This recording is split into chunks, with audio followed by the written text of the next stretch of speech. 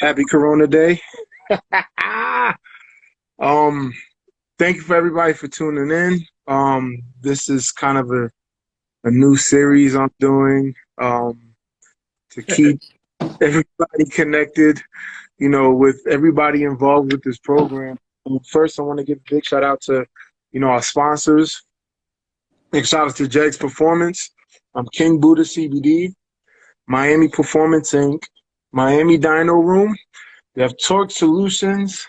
Big shout out to Elite Garage, Pure Oil, Power Rev Racing, last and not least, Street Warriors, and the gentleman that I am completely honored. Well, now there's one. You see, it was like a disappearing act. The gentleman that I am so honored that they're here. I have, since the moment I've moved down here to Florida, I've been honored to have a relationship with these two gentlemen here. Really, really awesome, genuine guys, and for me, that's something that's kind of hard to find nowadays, especially down here. But Nippon Power is a business that's a staple in South Florida. It's been that for a very long time. I don't care what program you were part of, involved in. Somebody there was definitely dealing. A high horsepower car is rocking with Nippon Power. So, without further introduction, I want to say what's up to Rich and Rob, man. I guys, thank you for coming on. Thank you for inviting us. We were looking forward all week to this interview. Well, I hope I ruined it for you guys, and it's just all bad. You guys you guys are, like I said, a staple, and even now people commenting on just how long you guys have been a part of this racing scene down here. When did you guys as Nippon get started? Wow. It started back in, the company started back in 1998. Basically, when I turned 18 in 1993, I was looking for a car, and looking through the Road and Track magazine, they had a 2-page spread of a Honda Civic Si. It was advertising about VTEC and mileage and everything. But back then I was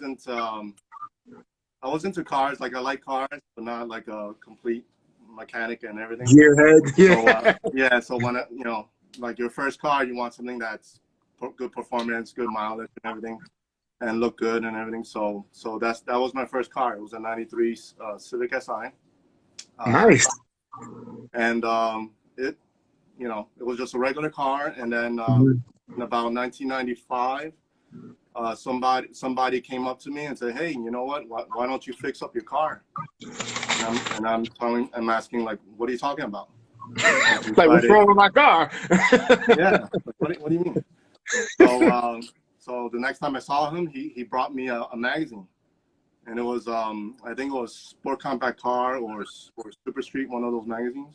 Oh man, those days, that was great toilet time, man. You sit on that toilet and just read. Yeah, that was like, when I saw that, it was just amazing. So that inspired me to, like, fix up my own car. I was buying parts, directly from the manufacturers, putting it on the car, and over time, there was more and more people doing it, and I thought about, why don't we just make it a business? It was like a hobby, and why don't we make a business out of it and start selling? So that's when we started. That's when we created the corporation and created a website. Started selling on the website. That's so dope that you could take something that's a hobby and have it, it's kind of a dream for somebody who's either if you're, into cars a little bit or a lot. Business at the end of the day is a pain in the butt, but to be able to have something that you're passionate about be your business, that's so dope, man. So it's great that you were able to do that. Some people have to go through a whole gauntlet of jobs and crazy stuff before they can even get to that point. So that's really, really dope. So said 93 Civic. I had the 93 Civic. That was my first car, but it was a 4-door. And it was manual. I was saying on the show with Eddie that, me being, actually, you guys are from New York too, right? Yeah. Yeah, so we left when we were young. Yeah, so for me, like, being the typical Puerto Rican kid from New York, I had the blue Civic, and I see rattle canned all the calipers yellow, and the air vents inside the car yellow, and I had the loudest exhaust in the history of the world, but it was slow as dirt. But it was like that was my car. Like I was so proud of that car. So yeah, I was so You're proud of Puerto that car. Rican? Yeah, yeah, yeah. I These thought you're curls, man. That's Dominican. just yeah. That's not twigs and berries, man. That's straight DNA. So South Florida, you're down here. What was the scene kind of back then? Like, what do you remember of the car scene? Because this is like this history. A lot of the scenes, as I get to travel around, and I've traveled around so much. I mean, a lot of people know regionally, even during the same era, the car scene is different everywhere you go. So, what does like that Miami car scene remind you of back then? 2000. Well, yeah, we were born in New York, but we did come down here around the 80s, and so we basically grew up in Hialeah, and The best. I can't You get don't say away that from too loud. Hialeah. Every time I move away, I think I'm living in a different city, and then when I go to the postal, sorry, son, you're still part of Hialeah. It's like I can't move far enough. Yeah, there used to be a lot of hangouts in like 49th Street, 103rd Street. I think around 2000 to 2001, the import scene started to get really big. When the Fast and the Furious, the first was released, that exploded. Lord have mercy. Yeah, we were here at the beginning. Dynamic turbo. Was it Max Power? I think was it Maximum Performance. Maximum Performance. That used to be John Brown's shop. Ah, Yeah, Select Sales, Don, Toyo Moto Lance, like all the old school guys around, and everyone back then. Like you see on the, I know it's kind of like a cheesy Fast and the Furious movies. Everyone says it's a cheesy movie, but back then everything was kind of wild. Everyone, if they didn't have any parts, they will modify and retrofit anything to make the car perform. And that's safety like, didn't matter. You just got it on. like today, when people complain about parts don't fit perfectly, I go, man, you have it made. Everything fits perfect. Back then, you get a header and it didn't fit, you make it fit. Oh, that's so true. I remember trying to weld, and I didn't know what the hell I was doing, but I was just like, you just trying to get stuff on. That's all that mattered. Yeah, and then I know the first racing organization. Well, they would still have to go to Moroso back then. It was PBR, but now it used to be called Moroso. They used to have a lot of drag racing. So when you went there, most of the imports you usually saw was going to be from Rotaries, Toyota 3TCs, Corollas, a lot of the old school Puerto Rican guys. And that's what you saw. When you went there, you saw that. You didn't see much Hondas until later on, before Fast and the Furious hit. And then the explosion was very big. And Richard Matavo, we know him. He used to have a DSM shop. And it was That's him, my guy. us, and we used to know another guy, Lewis from Dragon Motorsports. He did rotaries, and Darren Brown, and he used to do Mitsubishi and Toyotas. So like all that, when we were all young, we used to all hook up and race. Kevin Walker with his Nissan and his Sentra. I think Asian Performance, Pacific Performance, like all those guys. And when they got big, IRRA came around. And that was like really the first import drag racing association available. And when it arrived to South Florida, the line will go all the way out to Beeline Highway, past the gate that where you normally come in for the racers. Yeah. Not the first main gate. entrance, the other gate. It used to go all the way out to Beeline Highway. And that's amazing. The closest thing I saw from that, when you guys from Street Racing Made Safe started the top 10 list, when the stands were filled with fans. I mean, used to be the grandstand used to be two, both sides, left and right sides, all the way down, and it used to be full of people, packed. screaming, watching people race, and, Yeah. and it was just insane. It was just kind of like the Wild West for imports back then. And you saw every crazy thing possible, and Yeah. it was the coolest thing. You saw, what's it? Craig Peasley, with his Supra, and you saw all these old school guy Flacco from California with his rotaries. It's just all the stuff that you see from Turbo magazine. You know, You got to see it in real life. Yep. You got to get to see it in real life, and oh man, you know, I read about you. This is so cool. And, Yeah.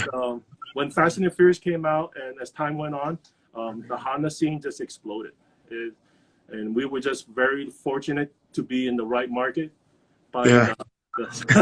Yeah. And we started to do the B swaps and doing the turbo and to racing, and it was a lot of fun. Like hangouts used to be insane. Like people used to meet up at Tropical Park, 49th Street hangout. There used to be Hardee's and Play World. People used to hang out there. I mean, packed. Just to go race. They used to race at Miami-Dade North and Saga Bay and all those areas, and just outlaw crazy shit.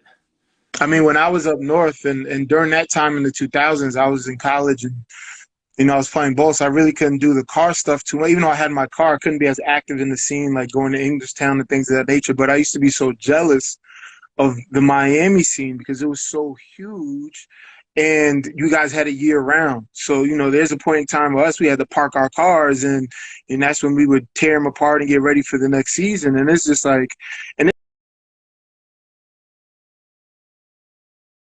there's no YouTube or nothing like that then, so you would just always see about either these Cali cars or these South Florida cars. And I'd be like, man, that was kind of like my whole obsession with Florida for a long time. Like, I'm like, why do you want to move to Florida? And it really had nothing to do with anything but like the car scene, because of just remembering what I would always see in magazines and you know, back in the day, you had to get the DVDs. You know, it wasn't a YouTube. You had to go purchase the DVDs at a car meet or something like that, or a show, and you would just wear those DVDs out. And I mean, we used to love watching the street scene of the car shows, the racing, everything that Florida had to offer. Yeah. So you guys go from, you know, Hondas, and then I mean, now we're at Evos and Subis. So where did the divorce happen? I think that was a business change. Gotcha. I think it was like we were 15 years into the Hondas, and that's just part of us growing into it. And we still have the love for Hondas, but we needed to bring more business into our company, more diverse. And the Evo was something that we wanted to get into an all-wheel drive, and do something a little bit different. And the Evo was there, and the Subaru was just by accident. It wasn't something that since he has Evo, I want to go into Subaru, and it was something that I never thought about getting one until one day I was just looking through Craigslist, and I saw a Subaru that was my block buy, my 05, and it happens that the owner was good friends with Kevin Lee from Machines Gone Wild with Don. And big shout out to those guys. Yeah. So, and then they pitched a good sale. You like fishing, so they hooked you in real deal. Yeah, I remember that day when because Kevin had brought the car for him to see. I'm like, why did you bring the car? Yeah. So we were test driving, and then Don was on the phone. And he goes, he goes, how do you like the car? I go, it's not bad. I mean, it's slow. It's not highly modified. And he goes, okay, you know, launch the car. And he goes, yeah, I did. And he goes, no, dump it. Just launch the shit out of it. And he goes, okay. And he goes, but I want to break it. I haven't even bought it. And he goes, if it breaks, I'll pay for it. Don't worry about it. And I launched it, did that thing at 7,000 RPM and launched it, and it held. And I was like, okay. I'm sold. I'm happy. But here's the bag. Here's the money. Thank you very much. But I didn't know how much invested it will be to get into that. And I love the Subarus. The Subarus are very fun. But price, money comparison, you know, I can build a much more faster car with a Honda. Yeah. Even though when you get to a certain point, a certain horsepower, they all become very similar in price. But you know, you can have a very fast 10-second car for under 15 grand.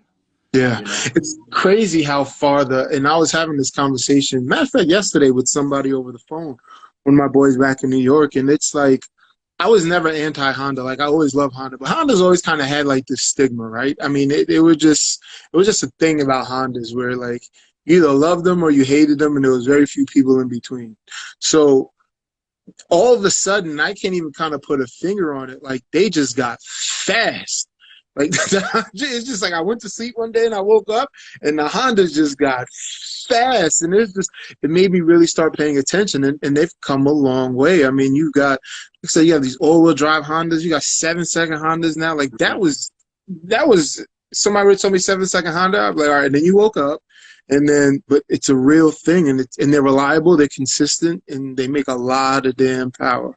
Did you know that Lance Ho, from Machines Gun, from Toyomoto, he had the fastest Honda before a lot of the people. He hit 8 seconds back in the days with an H22 engine. Everything was built and tuned by him, yeah. And he was sponsored by HP Racing, but he did most of the money came out of his own pocket. He was racing against Lisa Kubo, Ed Bergenhaus, and all these other guys. And in Texas, he hit a high 8-second mark, and that was very fast back then. Running at H22 when everyone was running B series. Series, yep. B series was the thing then, yep. So Toyota ran a fast Honda. I know, it's crazy, right?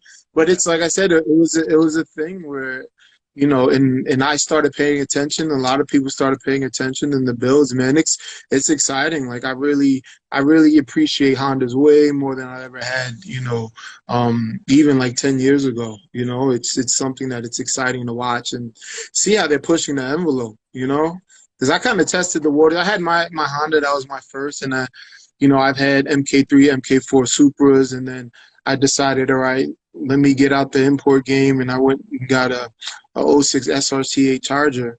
But, you know, I'm a big fan of imports, and I always kind of like, man, these Hondas, but I was like, nah, I'm not going to do it. But they're impressive, man. So outside of the racing world, I mean, what else do you guys like to do? I know I'm Facebook friends with both of you guys, so I got to do some digging. So from my eyes, we have, you know, Rich is the outdoorsman and Rob is the comedian. And, you know, that's how I see it. Where did that ever come from, right?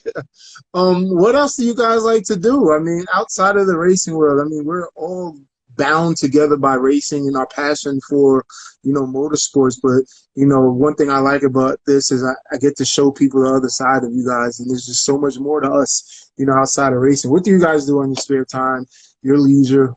Shoot. Now I don't do much hobbies like I used to. I'm so busy on working the business. So when I'm off, I'm usually trying to learn how to use the 3D printer. That's like foreign to me. Everyone's like, this is easy. What are you talking about? Yeah, okay. And I'm still working that, but and I'm working on my car, trying to finish it. But usually when I have ample free time, I love fishing. Fishing is my my passion. I do a lot of saltwater fishing, and I've always been a big fisherman. Before you like cleaning the fish and everything? Like, you go all in, you like gut it and do the whole nine? Do everything, yeah. So even I hunt the fish. So like, even if we don't catch anything, to me it's still a good time. Yeah. So before we started the racing business, Robert started it. I had my own business in manufacturing fly fishing lures for blue water. So guys who do sell fishing for fly fishing. So, and that's how it's always been my passion. And I did that and got very frustrated because it's a very expensive sport. You have to in order to catch those type of fish, you gotta, rent a boat, hire charters, and it's thousands of Yeah. dollars. So back then, I used to work for my dad in the restaurant, and so yeah, with that budget, you can't go really far fishing. So eventually, over time, I went from fly fishing to artificial, and then I went to bait fishing. And I did What's artificial fishing? Artificial is mostly like lures and jigging. Ah, okay. I tend to do that a lot. So, so now over the past like good 25, 30 years, so I have my skill set of doing a lot of different type of techniques for fishing. So when every year I tend to go to the dry tortugas and spend about a week out there to fish. So we do a lot of heavy deep water jigging, catching muntins, grouper, pretty much warsaws or snowies, golden tiles, like any deep water stuff and shallow stuff. So I tend to do more of the light tackle. But then, when it's time to meat fish, then, I use the bait and I just crush it. To me, it's like a job. Like work. I'm so competitive. Like my whole crew, we're very competitive. So, you caught that fish. Oh, that's pretty big. Now I have to catch a bigger fish, and quickly to outfish, their limit, That's awesome. Me and the guys, Eddie from At the Crank, and then, JC and Patrick, we've been together since the SRMS days. We're talking about doing a guy's trip down to the Keys to go fishing. I actually love fishing. I'm trash. My only claim to fame, I can say, is that when I get on the boat, no matter how bad it is, I typically don't throw up. But catching fish, it's a flip of a coin. I'm horrible. But when I go on the charter boats, the guys, like the captains, are good. So all I got to do is just reel it in. But if I got to do everything, it's not going down. And then once I catch the fish, right, as big as I am, stuff that don't bother me, I got to put on the glove to take the hook out the fish mouth, and I'm not cutting it. I'm not chopping it. I'm not doing none of that. So here's a little thing. So I've been frustrate Danny. So he's making fun of me. So yeah, he's talking crap. he posts his fishing catches, and he poses a big catch, and he goes, "Look at all these fishes I caught." And I'm looking at it, it's like, that's a lot of grunts. And he goes, "You don't think that's good enough?" And I show him a picture of my tortugas catch, and he's like, just all muns all over the floor. Well, you're gonna have to. I'm gonna have to take you out. You're gonna have to show me. He goes, "Man, I already helped you enough. It cost you money to take you out to the spots." What more do you want, right? That's funny. Rob, what about you, man? What do you do? What you got going on in your spare time? I did some fishing in the beginning, like with Richard. He's like, no, you didn't. I would go with him, on charters and whatnot, and like I like doing it, but it's not as like a passion like what he has. He does. But when I do catch, like usually when I catch my first fish, I turn into like a total professional. Like I know what the hell I'm doing. Look at this fish, you gotta learn from me type of deal. But he's what you call like beginner's luck. You ever get those people that come into your fishing group and never caught fish, but then they end up catching the biggest fish? That's me every time. Working.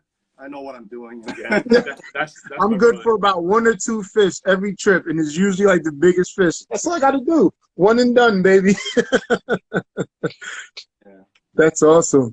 No, for me, it's mainly like I used to be into a lot of computers and video games.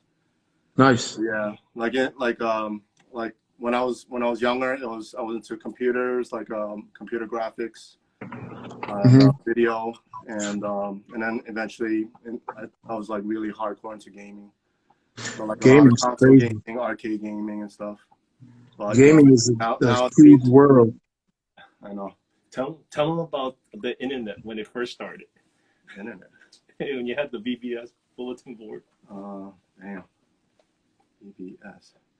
Yeah, I did go with a partner to do like a first business. It was a BBS. It was a bulletin board system where people would pay to log into your system, and they would chat and play games and everything. Yeah.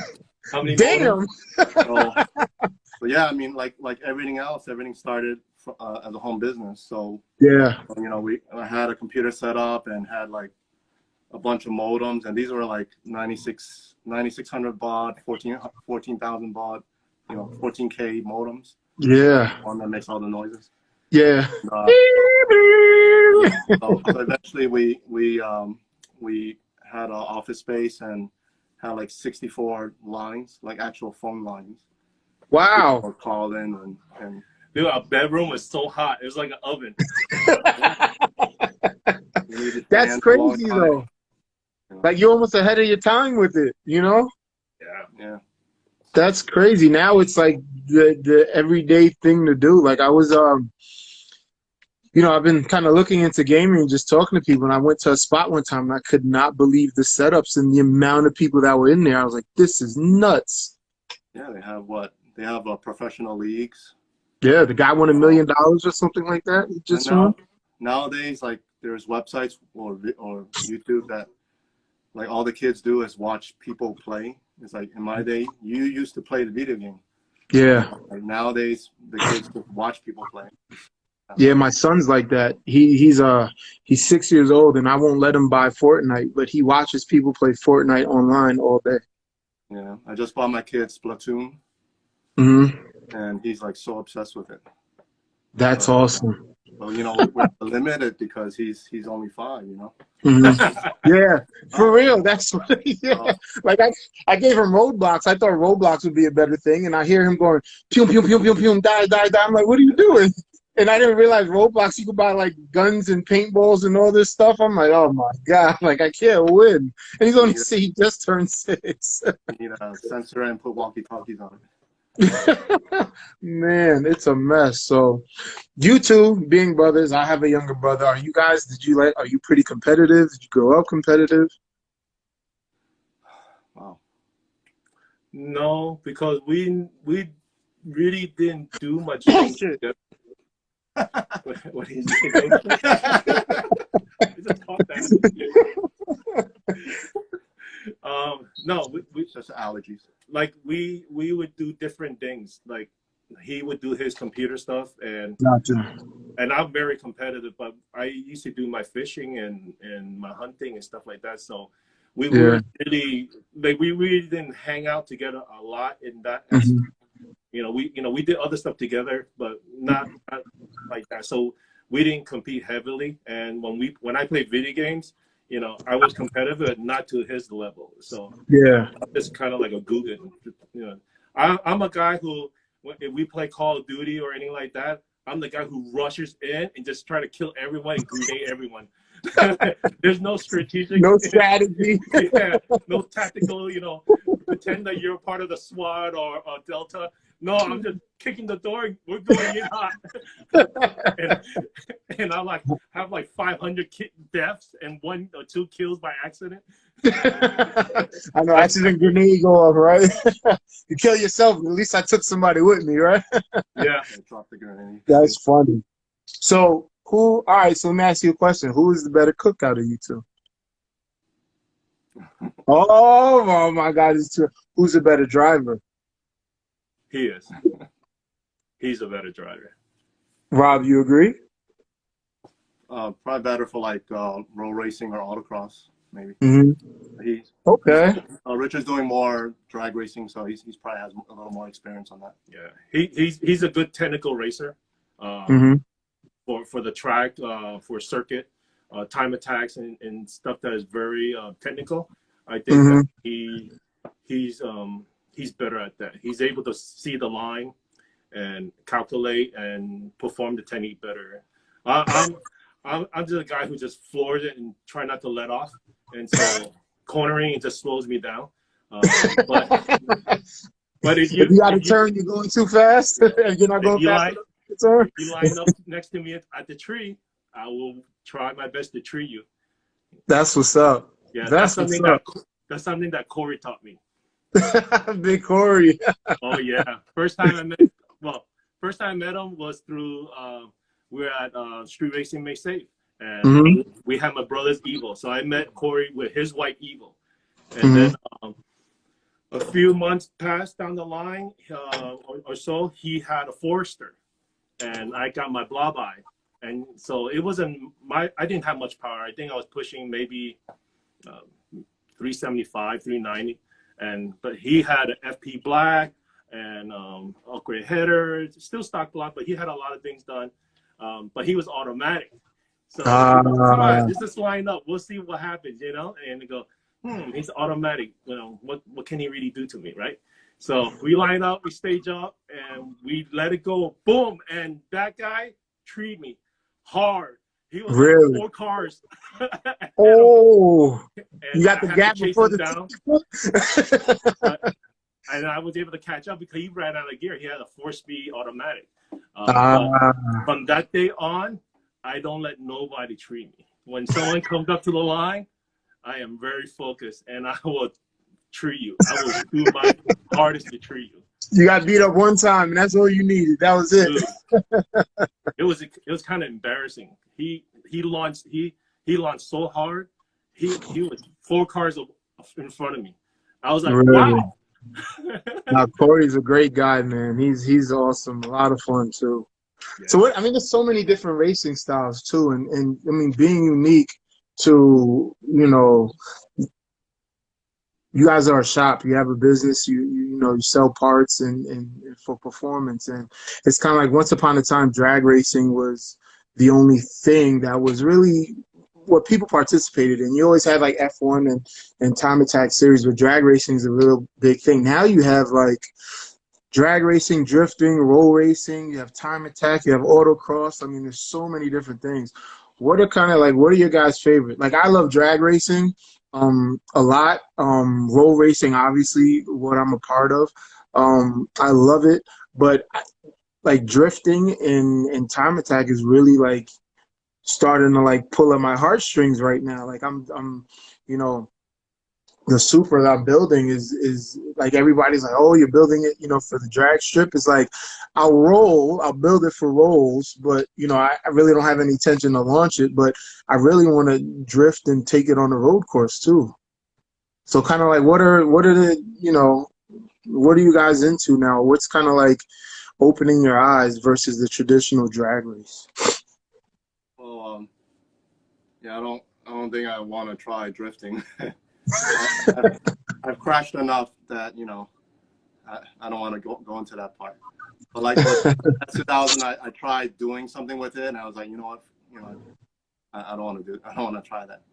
Mm-hmm. But I don't know. What's the latest racing? I'm always big into drag racing. Drag racing is my thing. I'm a big fan of power, raw power. I'm really a big fan of V8s. And although I work in, you know, imports and stuff like that, I've always been V8s. I just can't own V8s because I sell import. Did you say that you like V8s? Oh my God. It doesn't matter, because if you're a gearhead, you're a gearhead. And very true. And it's totally different. There's no one better. You know, so the V8 has a very specific characteristic of how the engine and how it performs, and it's a totally different feel when you're there and you see a top fuel car come by you, and just let the tires rip and your whole body shakes. And, or Pro Mod or something like that. But, you know, nothing to take away from the guys with the 2Js and the RBs, you know, that are pushing, 2,000 horsepower or more. I mean, I still love all that. I love all cars that are fast, you know, for drag racing and the roll racing. But I always have that little spot for the V8 guys. And you know, I've always had that. But it's hard for me to have cars like that because, you know, to relate to your customers, you want to have something similar that that you can use, test, and then sell. And then when customers sees it on your car, you know, you kind of have that little credibility of, okay, you know, he understands, he knows what he's talking about because he used that particular product. And if there's a product that I put on my car and I feel that it's not a good product, then I don't sell it. You know, I don't like selling products to customers that have, you know, failure. they're not satisfied because it's just a poor product. So we always try to strive for high quality product for our customers, since they demand a lot from their cars and they spend a lot of hard earning money to build that car. So we don't want to give them something that will let them down. And you guys have built that reputation, and a number of people have said it here, and you guys, I mean, just the bell cow for a lot of us as far as being personable guys, people that can be trusted, and just knowing that going to Nippon, you're going to get quality, you're going to get great service, and that's big in our world, knowing that, one, these parts aren't cheap. So if you're shelling out that kind of money, you just don't want to feel like, somebody's just happy to take your money and really doesn't give a damn. Even if they don't, at least, kiss me and make me feel like you care, So it's kind of like a lot of businesses are lost on that. So it's awesome that, you guys have built this reputation of doing just that. And so many people appreciate that in the racing world. So, I mean, it's a testament to how many comments and DMs that I get. And people ask questions in the DM, hey, where can I blah, blah, blah? And it's Nippon Power. And they don't go, oh, okay, thanks. They go, oh, I love those guys. And, they make their way over there. So, guys, that's a huge salute to you and what you've done. And just giving back to the racing community. Like I said, we've been together since my SRMS days, and then now here with the IRRA Street Warriors.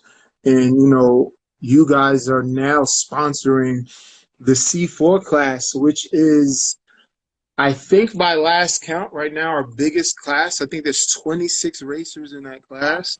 None of our classes have any other than the C1 class, which I think is at 10 right now. Our lowest number in any class is like 19. Wow. So, the C4 class is going to be amazing. And you guys have always talked, every time we've talked about, giving back to the racers. And that's, what the contingency plan was. It was about, okay, supporting the program, which I'm forever grateful for, but at the same time giving back to the racers. So, anybody rocking first race, silly stuff here. Richard is on C8 class. Frustrating, man. He's a character. I love that dude. Yeah, I think the contingency program was I think it was a good idea for the racers, and I think that the IRRA is growing, and people needs. It's expensive to build a car, and it's hard for an average person who has a mortgage and kids and family and trying to do it's their daily too, and try to fix it up and then go have fun and compete. And so if there's a little bit kickback to them for their winning, then something is better than nothing. It's a little bit helps, and hopefully as time goes on, other vendors and manufacturers will jump in, and it will the contingency program, and it'll be like how Summit and Jegs do their index racings, where they pay out to so many classes, and people start to make a little bit more money back into their pocket. Not a lot, but at least something. And I think it'll help motivate them, and it also gives credibility to your organization. How serious you are about the racing, and what you do for them.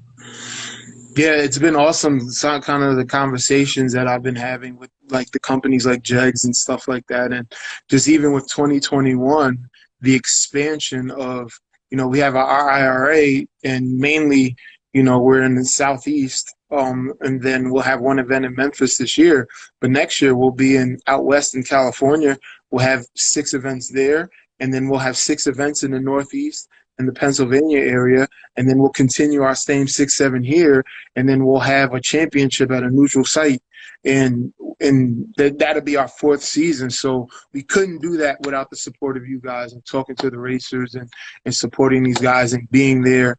I mean, it's nothing like there's something going on with your car, and that the Nippon tent is right there, and you can kind of grab something real quick, whether it's oil, spark plug, whatever the case is. So, like I said, guys, the IRA is indebted to you guys. We truly appreciate it, and we're excited to see the C4 racing. And actually, you're jumping in. Yeah. Yeah. That's it, awesome. it's really great to have the tent there and see all our customers and new faces, and be at the event. But sometimes it really sucks because we don't get to race. We don't get to watch the races. And when we did our first season with Street Racing Made Safe with the top 10 with you guys, you know, we were able to race and have fun. We didn't have a booth at that time. I think we came in mid-season, and we had a lot of fun. But once we started to work the booth, it was tough. You know, and everyone would say, "Did you see that guy run?" They go, "Nope." And we missed out a lot, and you know, the bonding with other racers, and you know, and when you're at the staging lane waiting for your turn to run, you know, it's awesome. You don't get it's hard to explain that feeling. And you know, and you know, and everyone comes by always to say hi, and you know, and all the racers come by to, hey, you have this, and you know, I'm glad that we're able to have what they need to help fix their car to continue running. But I think that this year we're going to try to do both, where, you know, he managed the booth and I go out and do a little racing. You know, I don't know. It's going to be tough to keep up with the rest of the guys because you got a lot of fast competitors. I know. I see Sean Yearwood on here. He started the trash talk. He said y'all gonna have to get through him. I saw that somewhere. Can't remember where. I just saw it somewhere. But that's the awesome thing. And you know, for me, being able, like, working the event, I live vicariously through the racers, and like my whole time down here, I'm just like, didn't have a car since I moved down here. Well, I had an MK3 Supra, and I started the build. I was going to do a frame up build, and I was having trouble getting parts just because the Facebook market, you know, the markup on there is like 7 million%. And I got aggravated, so I sold the car. And then like 2 weeks later, Toyota announced the Heritage Program. And I was just like, so carless, and now I have MK4 Supra I'm building. So, but that's going to have to be my test and tune car. So like, just like for you guys, for me, the events is able to interact with the people and say hi and talk, not necessarily racing. It would be amazing if I could race, but that would be absolutely impossible. So it's dope that you get to get some seat time. What are you going to run, the Subi, the Evo? Well, no, not the Evo. The Evo is going to be more still for like time attacks type of autocross. So I have my 19 STI, so that one's going to be a C4. I'm hoping to finish my blob eye, and then that one is the one that I want to run in C3 and have fun with Corey and the rest of the crew over there. I think that Corey's probably going to move to C2 with those. Hold on. I think I'm losing you guys for signal. The private rentals, you can only have so many cars. So are they going to allow you to have more cars to come to do the testings? Thank God I'm an inside man, so I kind of get a little bit of leeway with Palm Beach. So yeah, I'll be able to work it out however I need to work it out. And then when you launch the Street War and the IRRA event on June 6th, how are people going to be? Are they going to be required to wear masks? You know, it's going to be tough because when you have 200-something cars in there plus the car shows, it's going to be a lot of people packed. So this is something that we're going to have to, I mean, for me, right? It's one, we're going to figure out what the guidelines are based on Palm Beach. And I don't want to misspeak on whatever their guidelines are going to be because I don't run the track. And I'm not sure exactly what the guidelines are going to be, but I'm also going to suggest to people like, hey, take whatever precautions you deem necessary for your safety. Like I was in Lowe's 7 times today, and I hate masks. Like I hate the fact that I have this thing over my face, and it's the most annoying thing in the world, but I got to do what I got to do, right? I got to be safe at the end of the day. I have kids, I have a wife, everybody has families. Like you don't want to bring anything back home that if you would have just wore a mask, you would have fine. So with that being said, if you feel that you need to wear a mask, have a mask, bring a mask, wear a mask. I know Palm Beach is adding extra or a bunch of hand sanitizing stations to the facility.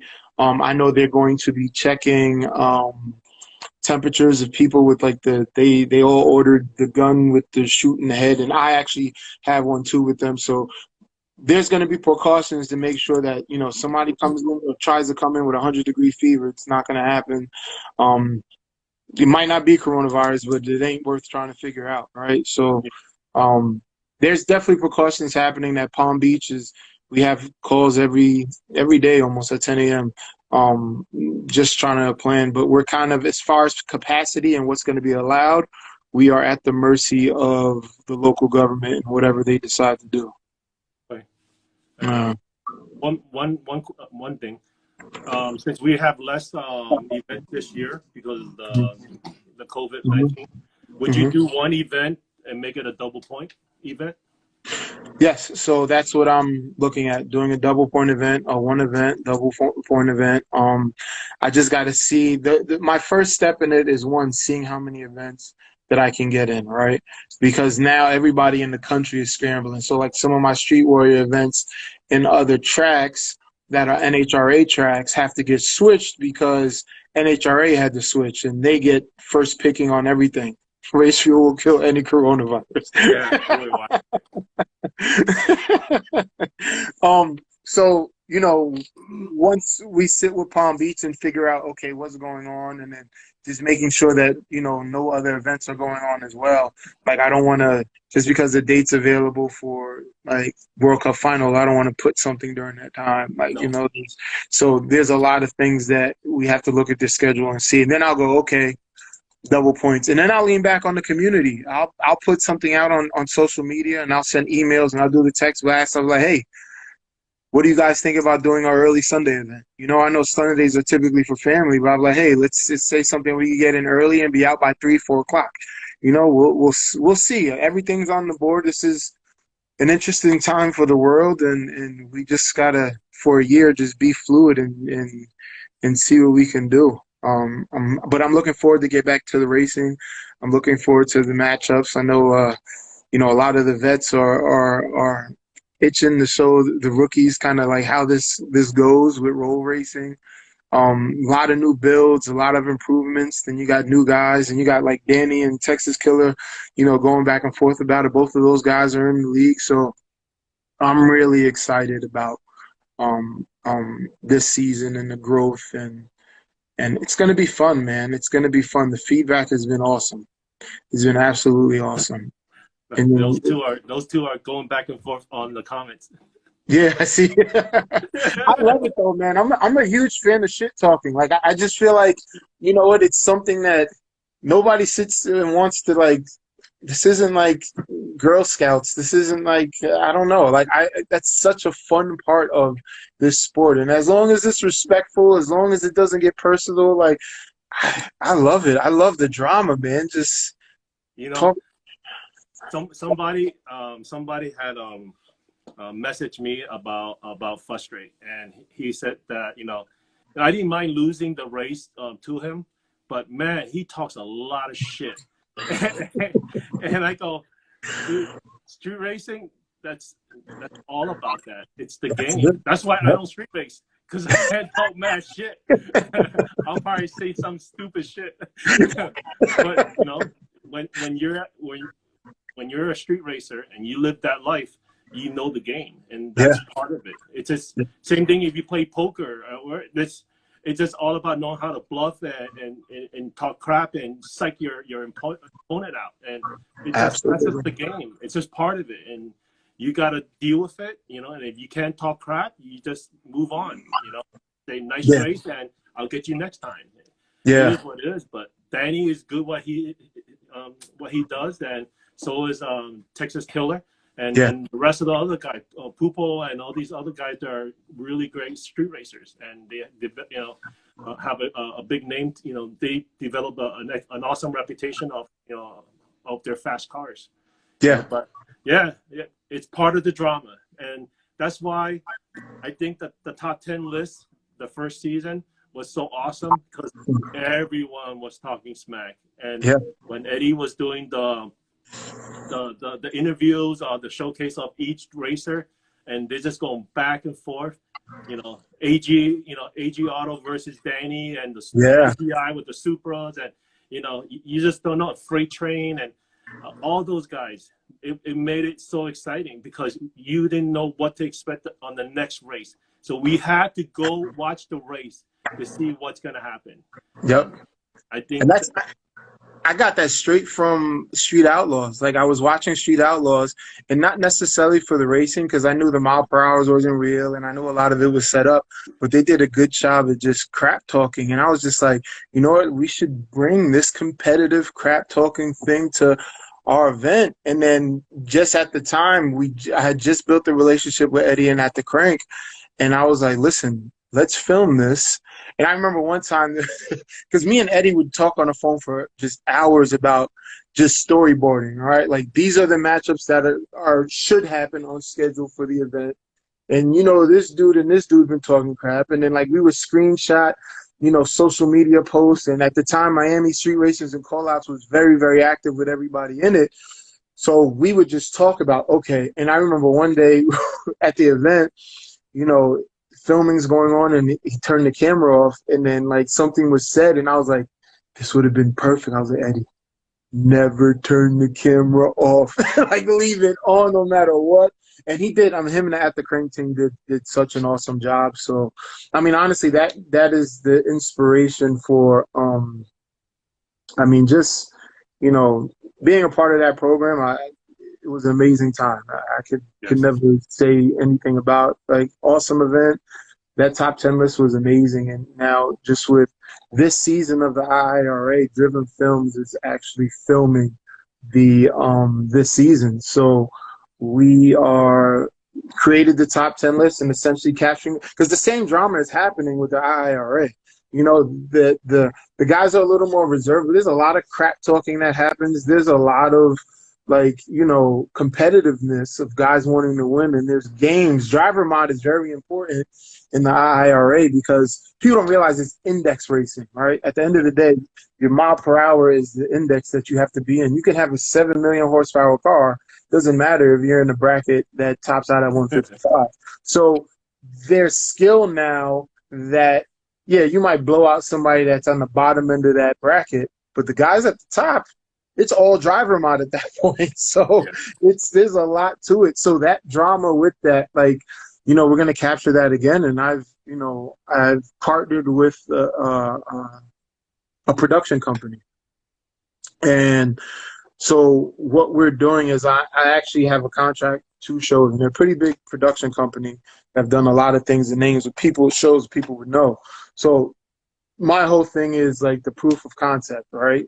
Showing what this can do and what the guys can do, and then growing from there. And if this first season turns out awesome, we got some pretty big things on the table that we can bring this to platforms like Netflix and Amazon Prime. And, Netflix is very, very, very, very, very, very interested. And Amazon is too. So it's just exciting opportunity, right? And being able to use platforms for everybody to elevate. Like, it's awesome to see a guy like Sinclair, and guys like Terrell, and even like Frustrate, that are able to have their vehicle sponsored from an event, with their participation in an event, from their performance in an event. And now being able to see somebody like Frustrate, I've been down here going on, I think, 5 or 6 years now, and to see this dude on the television show, like, I'm at Texas 2K this year, right? Me and Danny are sitting there talking, just shooting the shit like we would normally do any other time we see each other, me, him, and his wife. And then some dude pulls up, and he's like, oh my God, that's you. You're the guy from Fastest Car. And I just kind of step back and I'm watching. And this dude, it's probably like in the 80s where a girl saw Michael Jackson, like when they pass out, I felt like dude was about to pass out. And I was just like, yo, like, I'm playing with him. I was like, now can I have your autograph? He was like, yeah, okay. But it's like, it's awesome to see growth. And that's why, selfishly, I love the event and love the growth as a business the event could do, but I get just as much pleasure of being able to see the racers elevate from it, sponsors profit from it, and that's kind of like the synergistic world that this is. It's like the circle of life. Everybody kind of helps each other in a different way to grow. And in 4 short years, we're going national, so I'm excited. I got somebody in no, not Argentina, Portugal, that wants to franchise the event. So to have IRRA Portugal and in Europe, and who knows, you could have a USA versus whatever. It's a possibility that endless, man. So it's excited, but this is home. This is the course, South Florida, PBIR. This is where it started, and there's a lot of fast cars down here. Yeah. A lot. Just remember, put it on YouTube. YouTube, you have control. So no, I'm taking your absolute advice.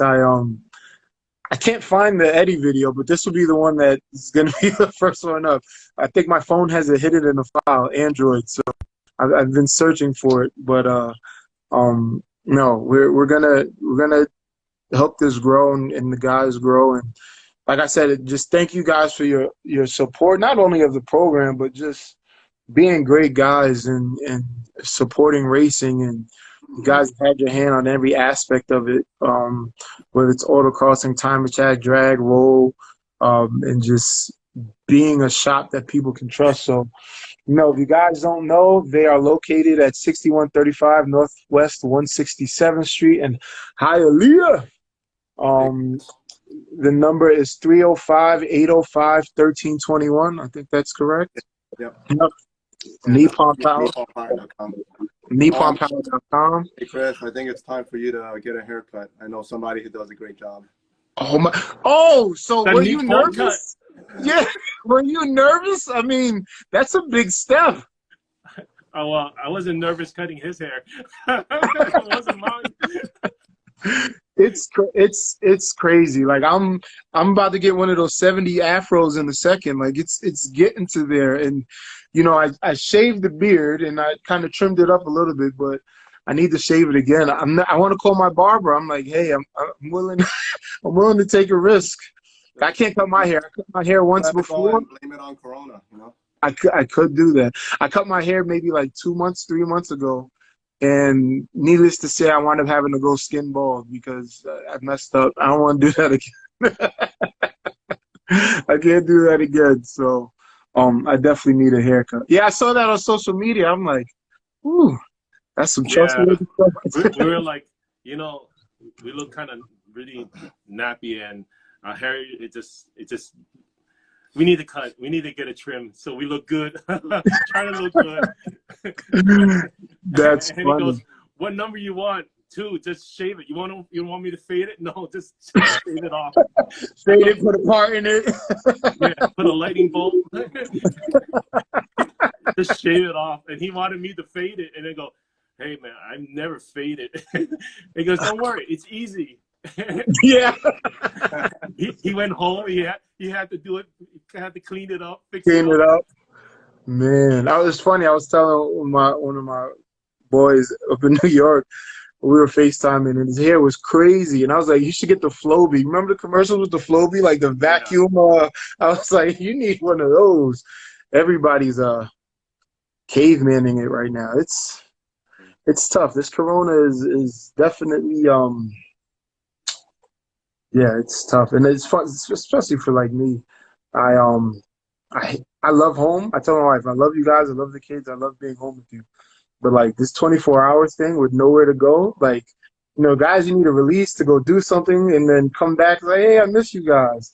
I'm like, I don't miss you guys. I'm over this right now. Yeah, I need to go outside and jog, like get some distance first. Yeah. It's funny, I've been doing like these jailhouse workouts. I've lost a little bit of weight, I've gained some muscle, and I've been doing push-ups and pull-ups and using resistance bands and running, and I was just like, you know what? When quarantine's over, I'm just gonna get fat again because like I'm not gonna have the time to do none of this stuff. I know, a lot of us are just getting fat, just nothing to do and eating all the time. So absolutely. I tried like to be proactive. I was like, okay, I'm gonna do the vegan thing or the keto diet. The keto diet lasted like 4 days. The vegan thing lasted like a day and a half. Like I just I was just like, I just want to go back to normal, man. This ain't working. What have you guys been doing? Oh, you guys with Nippon, you guys are still open, right? Yeah, we're still open. We haven't closed since the virus hit. So we've been trying to stay busy. We've been blessed with all the customers still coming to see us and buying their parts. So we've been very happy, and we worked hard to keep the place sanitized. The showroom, we try to keep it sanitized, but it got really difficult. And also, my mom is also here, so it was for her safety too, since she's much older. So we had to end up closing the showroom and just have everything for will call. But people still come up and buy parts without calling, and we don't mind. It's a little bit different, but we have to do what is necessary to keep our customers safe and us safe, so we don't take nothing back to our family. Absolutely, absolutely. So, I mean, during these tough times, right? I know typically American currency is the way to go, but are you accepting like wipes, toilet paper, like in exchange for parts? Like, is this okay? If they're Charmin Red Mega Pack, Lint free. you're getting the biggest turbo. Those are hard to find. Oh man, I'm down to my last roll of toilet paper. Bring no Costco, Yeah. dollar store thing. I've been doing like the Publix, the Instacart delivery, and I'll go to Costco, and I actually got lucky because a friend of mine had toilet paper. So in the beginning part, I didn't have toilet paper, and then now I have toilet paper. I'm down to my last roll. I got about 80 packs of baby wipes though, so I'm good for that. But toilet paper, I miss just the soft Charmin, man. It's not the same rub. Now you got to get whatever you can find. So Absolutely. Survival. Survival for real. It is serious. Well, guys, thank you so much for coming on. This was awesome to be able to talk to you guys and just learn a little bit more about you.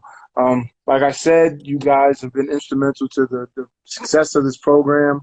They are located, Nippon Power, located at 6135 Northwest 167th Street in Hialeah. NipponPower.com. They are still open. I know a lot of you guys are still doing builds because you're home. So if you need parts, they're there for you. You can call ahead and pick up.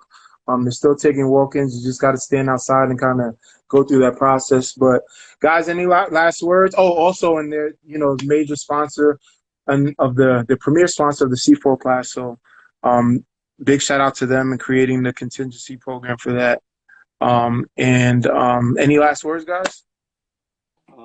I just want to thank all the customers for their support in all of this. Shout out to my wife, my family, my two kids, Tyler and Justin. Love you all. And to my friend Race Car, who likes to party. We don't want to mention his name, Corey. But I want to thank all of our customers and friends that have been always supporting us. Means a lot. Being in business for 22 years, we didn't never believe that we've lasted this long, especially through all these recessions and difficult times, and we're still here, and we're just blessed that we're able to continue on. Guys, thank you so much. We'll be talking soon, and hopefully see you guys on June 6th. Yes, we will be there. You too. All right. Good night. All right, guys. Good night.